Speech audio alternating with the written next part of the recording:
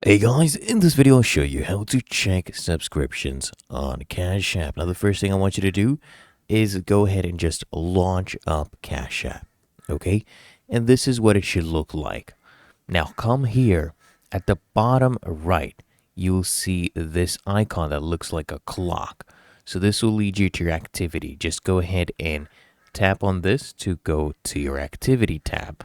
Now here you will see all the different subscriptions that you have made, all the subscriptions that you have enabled, and all the transactions that you have received. So you can click on any of them and it will show you the details regarding that transaction. So you can see your subscription at the top. For example, we have Apple. Okay, so you can tap on it and see, how you paid it and everything like that. And it's really that easy and simple. So if you found this video helpful, make sure you smash that like button and subscribe to the channel. See you in the next one.